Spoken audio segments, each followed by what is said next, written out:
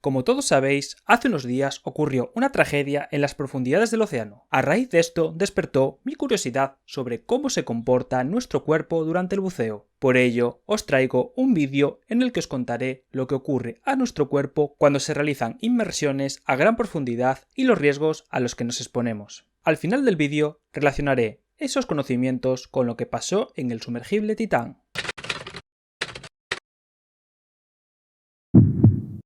El principal problema durante las inmersiones no es la falta de oxígeno, sino el rápido aumento de la presión a la que nos sometemos. El aumento de esa presión afecta incluso a las concentraciones de gases que debemos respirar cuando nos sumergimos. Para que nuestros pulmones no colapsen con la presión, debemos someterlos también a una presión de aire muy elevada. Te pongo un ejemplo de lo anterior. Si tú intentas comprimir un globo con las manos, para evitar que colapse, habría que llenarlo a la vez con mucho aire. De ese modo, la presión del interior lucha con la que ejercemos nosotros y nos impide que lo aplastemos. Para que te hagas una idea, a nivel del mar estamos sometidos a una atmósfera de presión. Con que te sumerjas solamente 10 metros, estarás sometido a 2 atmósferas de presión.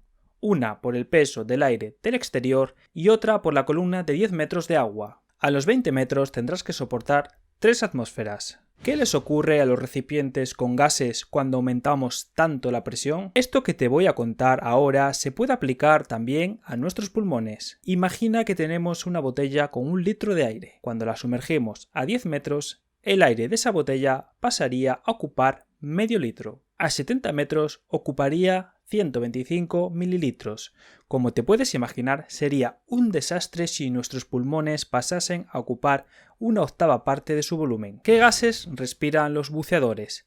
Principalmente respiran nitrógeno, oxígeno y dióxido de carbono. ¿Y cómo actuarán en su cuerpo? Durante el buceo, estos gases aumentarán en la sangre porque se incrementa la presión de los mismos en nuestros pulmones y así difunden más hacia los capilares. Es decir, a mayor presión de estos gases en los pulmones, más cantidad pasa a nuestra circulación. Todos respiramos nitrógeno. El 80% del aire de la atmósfera contiene este gas y no nos afecta de ninguna manera. Sin embargo, cuando aumenta su cantidad disuelta en sangre, debido al aumento de la presión, puede producirse la llamada borrachera de las profundidades.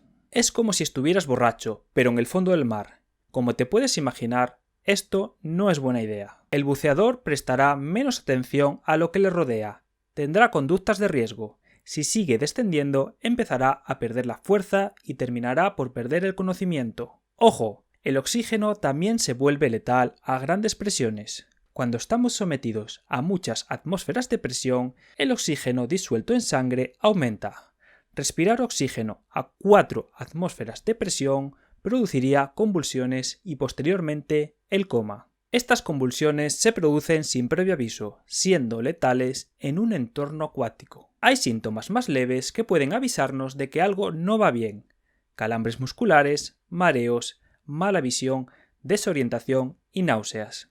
El dióxido de carbono no debería ser un problema, ya que su concentración no debería aumentar durante el buceo. ¿Por qué? Porque estar en el fondo del mar no aumenta su producción y el que se produce se elimina. Una de las causas del aumento del CO2 podría ser que dentro del tanque de buceo haya más CO2 del debido. Ese aumento de CO2 en sangre estimula el centro respiratorio, haciendo que nuestra frecuencia respiratoria aumente para intentar expulsarlo. Pero llegará un punto en el que la presión de CO2 será tan elevada que el centro respiratorio se deprime y se reducirán las respiraciones por minuto. Por si esto no fuera suficiente, el aumento de CO2 en sangre provocará acidosis respiratoria. Sus síntomas son pérdida de conciencia progresiva que llega al coma. Aparte del problema con los gases, ¿es la propia presión un peligro para nuestro cuerpo? La respuesta es sí. Las lesiones producidas por cambios de presión en nuestro cuerpo se conocen como barotrauma. ¿Qué es el barotraumatismo? Es la lesión más frecuente que ocurre con el buceo y se produce porque el cuerpo no es capaz de igualar presiones con las que le rodean. Este fenómeno puede ocurrir tanto durante el descenso al fondo marino, denominado como subpresurización, como en el ascenso a la superficie, denominada como sobrepresurización. Este fenómeno también puede pasar a gran altitud.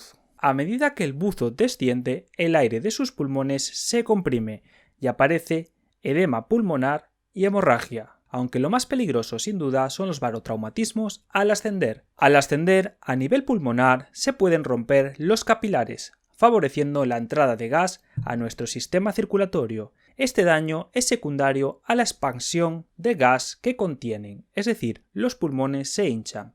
Una vez dentro de nuestros capilares, este gas puede provocar embolismo gaseoso. Otras lesiones peligrosas a nivel pulmonar son el neumotórax y el neumomediastino, secundarios a la rotura del tejido pulmonar. Todas nuestras estructuras que tienen gas en su interior son susceptibles de daño. Nuestros oídos, senos nasales e incluso dientes. Es bastante común dolor dental tras sumergirse por la presencia de gas en dientes infectados o empastes. ¿Por qué un buceador que desciende muchos metros y permanezca varios minutos en el fondo no puede subir a la superficie de forma rápida? Todos nosotros tenemos nitrógeno disuelto en nuestro cuerpo, aproximadamente 1 litro de este gas. De esta cantidad, la mitad está en sangre y la otra mitad está en grasa. Cuando pasamos muchas horas buceando a gran profundidad, la concentración de nitrógeno aumenta mucho en nuestro cuerpo. A 60 metros tendríamos 7 litros de este gas. Estos 7 litros estarán distribuidos en sangre y grasa. Tendremos que ir ascendiendo poco a poco para reducir la presión de nitrógeno en nuestros pulmones y así poder expulsar el de nuestro cuerpo. Después te explicaré qué ocurre si ascendemos rápidamente. Te voy a poner un ejemplo didáctico. Imagínate que en el salón de tu casa hay 50 personas y en una habitación 2. Lo lógico es que 24 de esas personas pasen del salón a la habitación, para igualar cifras. Esto es lo que ocurre cuando nos sumergimos a varios metros. Horas más tarde se acaba la reunión familiar y se van 20 personas del salón. Quedan 6 ahí y 26 en la habitación. Para igualar las cosas se moverán 10 personas de la habitación, quedando 16 en cada espacio. Esto es lo que ocurre cuando vamos ascendiendo poco a poco. El objetivo será que vayan saliendo poco a poco personas del salón para que los de la habitación puedan repartirse. Pero ¿qué ocurre si se quiere salir a la superficie de golpe sin que se ajusten los niveles de nitrógeno? Como te he contado antes, cuando estamos a muchos metros de profundidad tenemos mucho nitrógeno disuelto en el cuerpo. En un inicio no es letal, porque la presión a la que estamos sometidos evita que se formen burbujas. Es decir, las altas presiones del fondo marino favorecen que el nitrógeno esté disuelto y no forme burbujas. Sin embargo, cuando la persona empieza a ascender, de forma brusca, se formarán burbujas de gas tanto en los tejidos como dentro de las células. Esto se conoce como enfermedad por aire comprimido o de Caisson. ¿Y cuáles son sus síntomas? Los síntomas son secundarios al bloqueo de pequeños vasos sanguíneos por burbujas de gas. Con el paso del tiempo, las burbujas se van uniendo y se hacen más grandes, bloqueando vasos sanguíneos de gran calibre y provocando una isquemia tisular y a veces la muerte. En este caso, casi el 100% de las personas tendrán dolor articular y el 10% se sentirán mareadas. El 5% tendrán parálisis de alguna región del cuerpo, en ocasiones permanente, y un 2% de las personas presentarán asfixia debido a la obstrucción de los capilares pulmonares por este gas. Para evitar esto, los buceadores que estén mucho tiempo en el fondo marino deberán ser rigurosos con los tiempos de descompresión. Por ejemplo, un buceador que esté 1 hora a 60 metros deberá pasar 3 horas subiendo poco a poco para eliminar el nitrógeno. Según la Marina de los Estados Unidos, el modo correcto de ascensión para un buceador que llegue a los 60 metros de profundidad es el siguiente. Deberá permanecer 10 minutos a 15 metros, 17 minutos a 12 metros,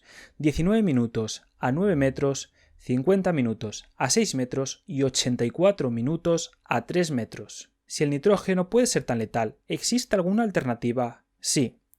Cuando se va a hacer buceo a gran profundidad, se sustituye el nitrógeno por helio. ¿Por qué? Porque se reducen los efectos narcóticos un 80%. En sangre se disuelve la mitad de cantidad que de nitrógeno, porque el gas disuelto en sangre se elimina mucho más rápido durante el ascenso, y porque el helio es menos denso que el nitrógeno, reduciendo así la fuerza que hay que hacer para respirar. Otra cosa que hacen es reducir la cantidad de oxígeno administrada para evitar así intoxicaciones por este gas. Teóricamente, podrías salir buceando de emergencia por tu propio pie de un submarino que estuviera sumergido como máximo a 90 metros. Si utilizas equipos especiales que contengan helio, esta profundidad podría aumentar a los 180 metros. Aún así, no estás exento de riesgo. Un ascenso brusco en esta situación haría que el gas de tus pulmones se expandiera. Si tuvieras la mala suerte de que se rompen los capilares y entra gas en tu circulación,